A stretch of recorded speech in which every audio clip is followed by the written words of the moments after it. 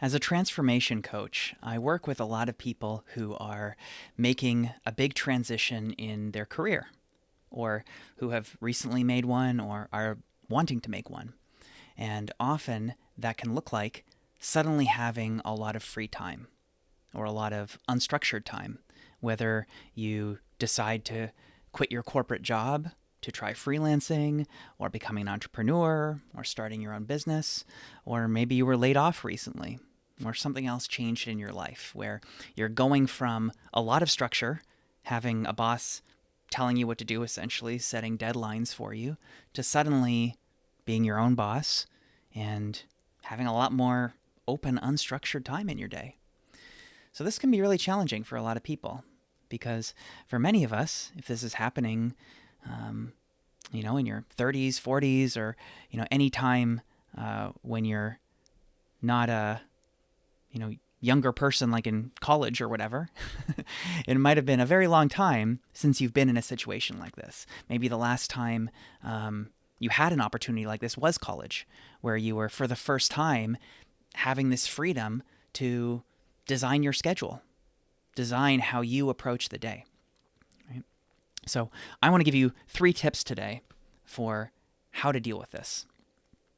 So number 1 is to approach this with curiosity and humility and open-mindedness and empathy, because this really is like being a first-time college student, right?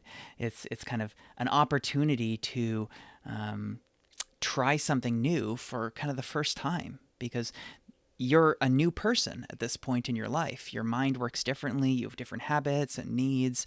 And so this really is a chance to learn about yourself in this way for the first time. Learn about, if no one's telling me what to do, if I have no deadlines, what time do I choose to wake up? What time do I choose to go to bed? When do I choose to eat? When do I choose to work? What pace do I go at? Right? So this is a time of discovery.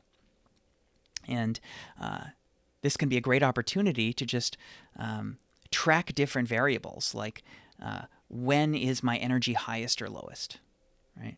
And to see it as a chance to try on different schedules, different ways of organizing your day, different approaches, and see what works best for you.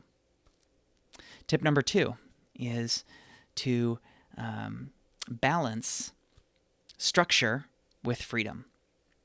So specifically, all right, my cat is chewing on something. You need to chill. All right. So, on the one hand, freedom is awesome, right? That feels really good to be your own boss. And on the other hand, if you have a totally open day, sometimes that can actually feel overwhelming. It can be really easy to procrastinate and just stretch things out forever instead of actually getting them done. So, a great tactic here is to fill your day with some blocks that act as anchors. Now, some people go overboard and plot out, every hour of their day as if they're at work. This is my creative time. This is my marketing time. This is my business time, whatever. And they've laid it all out in that way. And that does work for some personality types, but that does not work at all for me. I love freedom.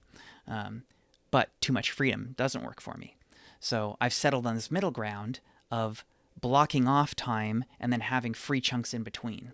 So seeing my coaching clients provides this for me, where I intentionally structure groups of clients with space in between them. So that creates this momentum where when I have a chunk of space, it feels like, okay, great, I've got an hour, I've got 2 hours to get something done, get it to completion or a stopping point, and then I've got a client again. So I suggest thinking about this at 3 levels. First is within a day.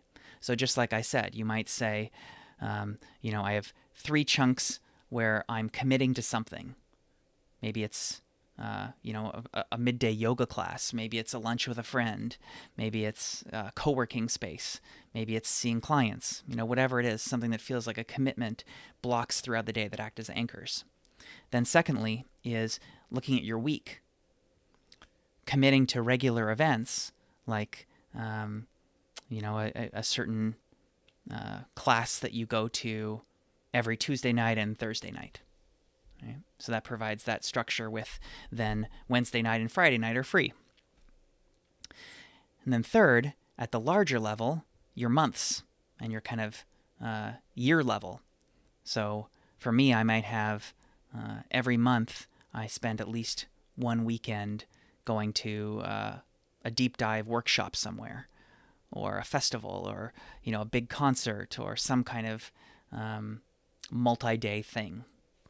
Right? So fitting those in so they're not happening every weekend, that's too much structure, right? But they're not never happening, that's too little. So finding the right balance at those three levels, within the day, within the week, and within the year, month to month. So that's kind of adding structure. And then on the other hand, there's also something really valuable about fluidity. So specifically, I find it very valuable to switch contexts throughout the day. So to sometimes be sitting at my desk, sometimes be sitting on my couch, sometimes at the dinner table, sometimes at a coffee shop, sometimes at a park. So kind of switching it up so that I don't feel like I'm just sitting at my desk all day long. That can really help me refresh my energy and motivation. And then number 3 is to, like I began to say earlier, to really get a sense for when is your energy level highest and lowest, when are you feeling most creative, most innovative, right? And then identifying what is your most productive or efficient or creative time of day.